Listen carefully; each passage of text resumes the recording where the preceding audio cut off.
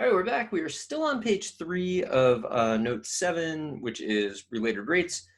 We just finished this problem, which I did kind of like 2 different ways, except I wimped out and just used the calculator to substitute for the second way, because look at all the things you need to substitute. Clearly, the first way was like a better choice. Doesn't matter though; they both worked.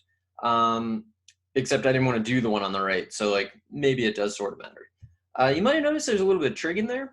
It's useful to know some trig. So I've never seen it on the AP exam, but your teacher might do this to you. I don't really know what the point of it is. All of the angles you work with have to be in radians. If they're not in radians, you have to convert them to radians. When you're working on problems in a textbook for related rates, there will frequently be problems about things that are rotating or whatever, and they'll give you something in degrees. You will get it wrong, and the reason you're getting it wrong is because you're using degrees. You have to use radians. So how do you convert from degrees to radians? You're going to multiply by pi over 180. So maybe I'll say like x times. You have to multiply by pi over 180. Also, make sure you're reviewing your unit circle every once in a while. Not all the time, but like do it occasionally because you need to remember it. So let's fill one in together. Just make sure everybody's on the same page. So I like to go the angles first. So 0, pi over 6, 4, 3, 2, 2 pi over 3, 3 pi over 4. This is like a weird video, just watching somebody fill in a unit circle. But I mean, it's good for you. Also, you should be racing me. Also, I feel like you should win because I think it's easier to write on paper. I think that. I don't really know. Okay, we got those done, and then don't forget your quadrantals. God, I have to make so many 3s here, and it's like really the worst thing to do, I find. I don't really know why, but on the iPad, I find that 3s are the worst thing. Don't get that wrong. And then once you got part of it done, it's like you kind of are on cruise control, hopefully. So I would say when you're doing this by hand, you want to shoot for like 90 seconds, which like some people can't do, but everybody can get really close if they really devote themselves to it, which is what it takes.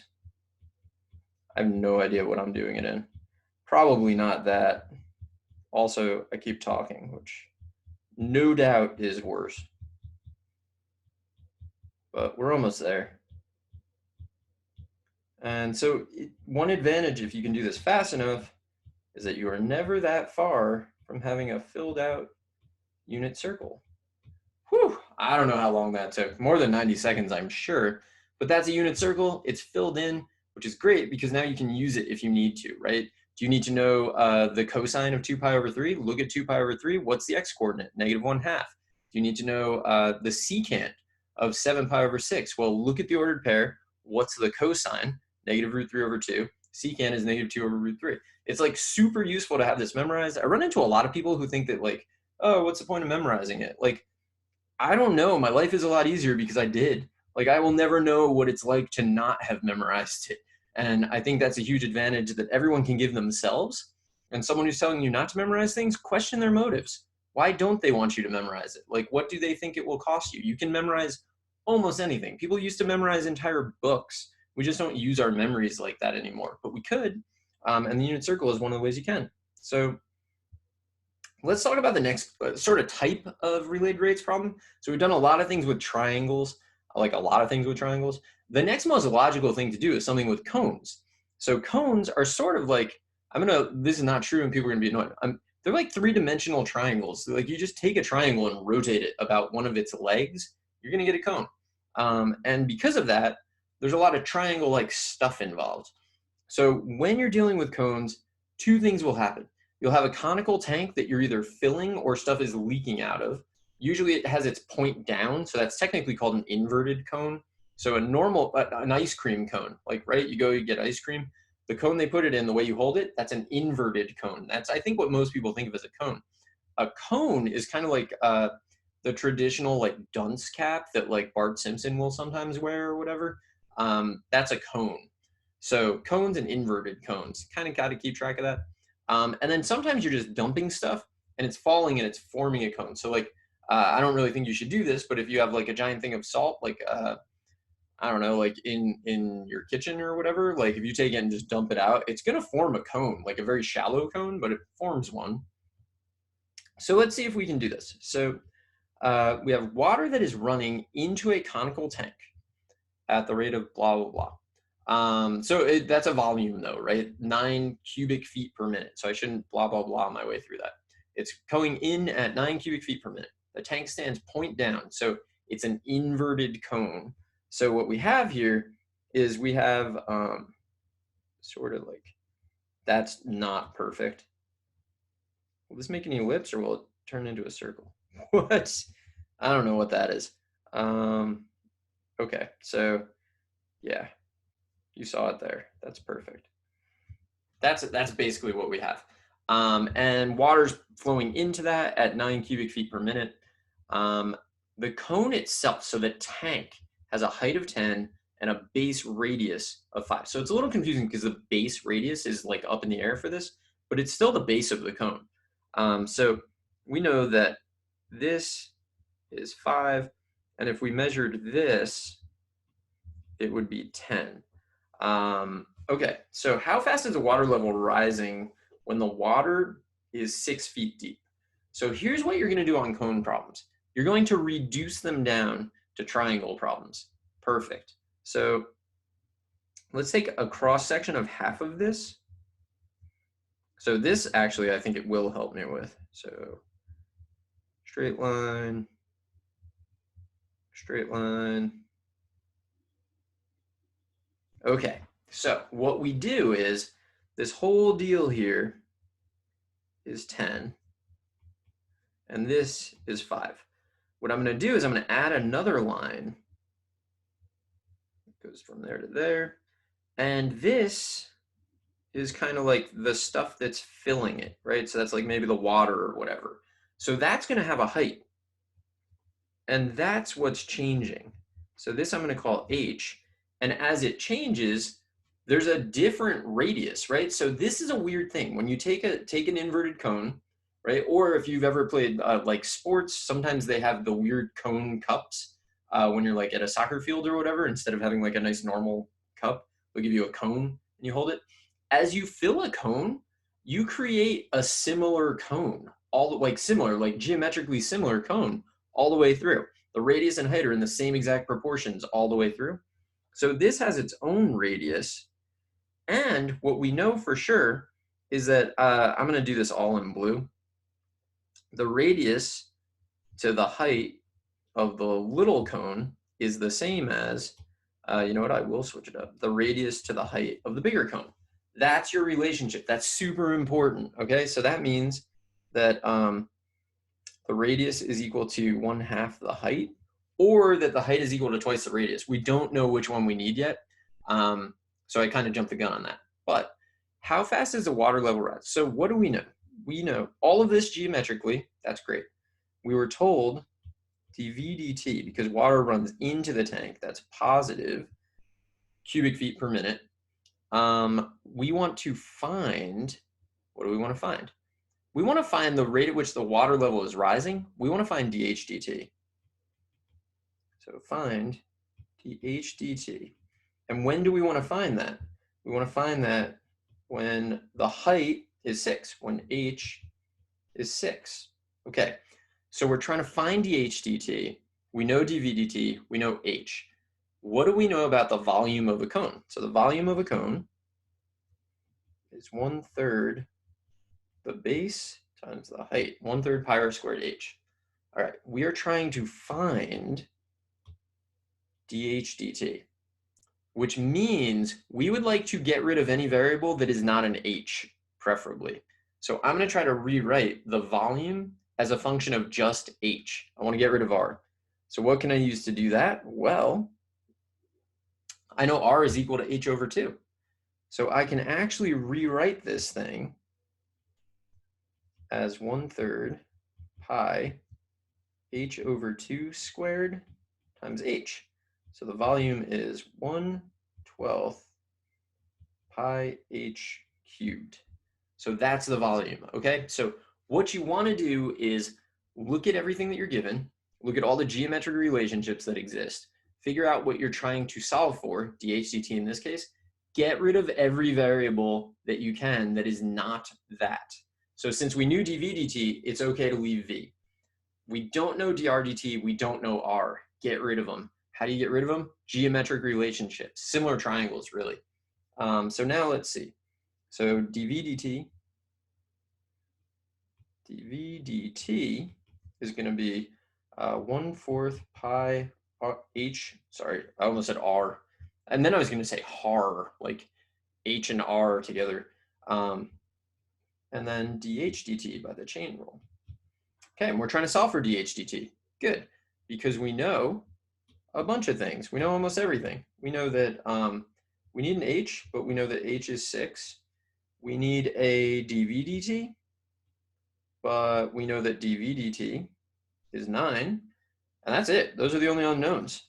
Well, and dh dt, but we're trying to solve for that. So 9 is equal to, so h squared is 36 divided by 4, so 9 pi, and then dh dt. So this is interesting. I'm going to get that my answer is exactly 1/pi. dH dt is 1/pi. And then what would my units be? So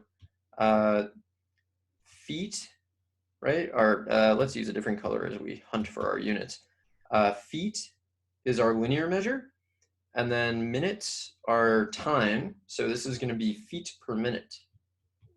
Feet per minute. And then let's like highlight that because that's what we were actually trying to find. Make sure that everybody like knows that. Let's go through the problem again, make sure that the logic of it makes some sense. So we had our cone, so draw the cone, always draw a picture, but then it's really that cross section that's the most important in this problem. So we were able to find that r to h, the radius to the height of our like changing cone, is equal to r to h of the cone that doesn't change, so 5/10. So r over h equaled 5/10, r is equal to 1/2 h. That's great. Then we wrote our volume just as a function of h because we're interested in dH dt. We had to get rid of the r. To get rid of the r, you go back to your similar triangle and use that relationship. Once you have the volume as a function of h, it's just like your standard problem. You just go through and you kind of do it. So I think that's right. What's the rest of this page? We got, not that, I'm gonna like do it because we don't, it's not that much, hopefully, famous last words.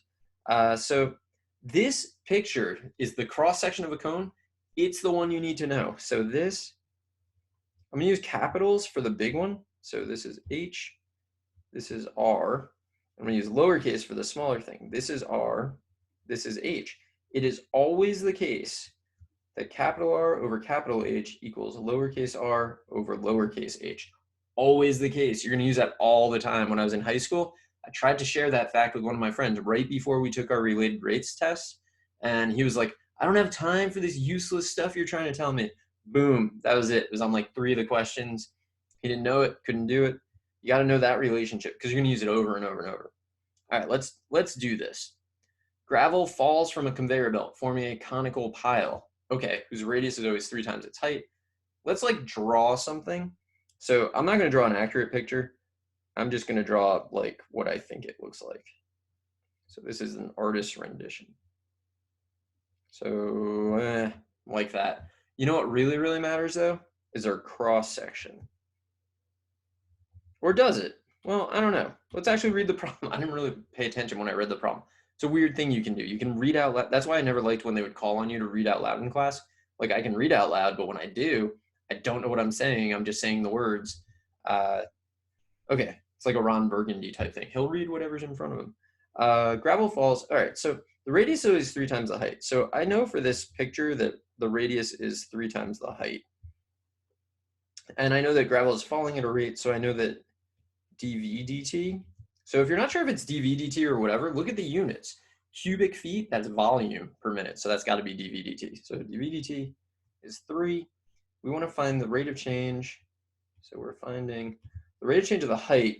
So we're finding dH dt when the height is 4. So I try to rewrite this. so that I don't need to look at the words. I just want to have my numbers.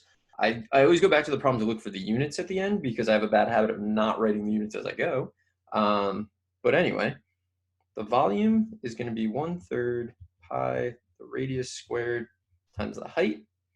Okay, what's important here? I need to get rid of r, right? Because my objective is I want to figure out what dH dt is. So I need to keep h, and more often than not, I would say you keep h.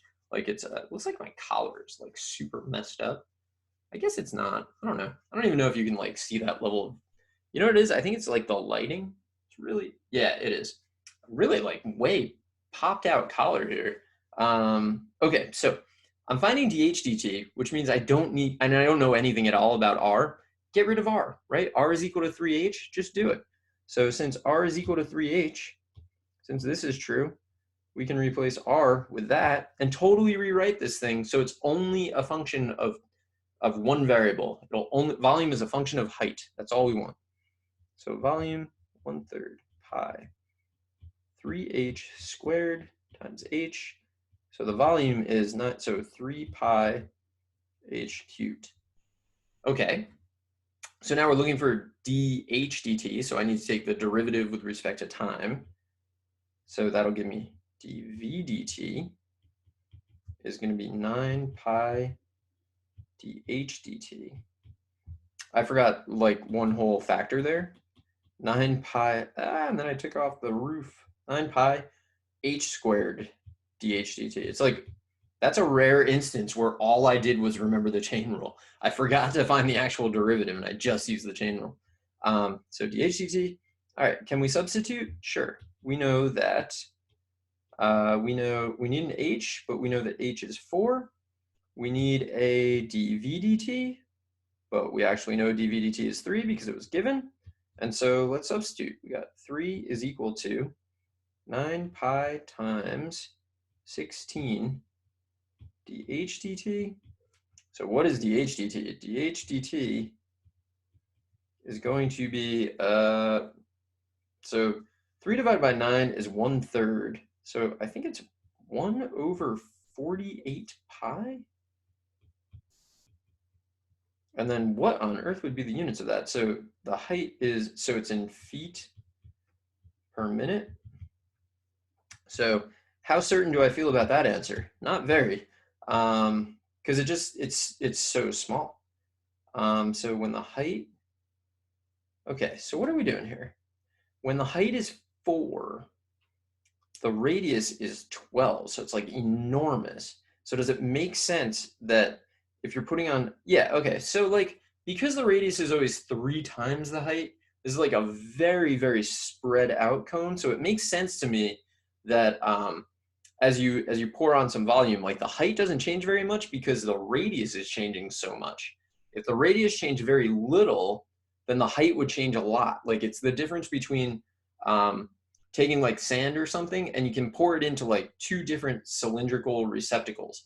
If one of them is really, really narrow, like a very small tube, like a straw, it's going to go up really fast if you pour it at the same rate as you pour it into this giant thing. If you pour it into a giant thing, it doesn't go up at all really until it like fills in a layer and then it starts going up.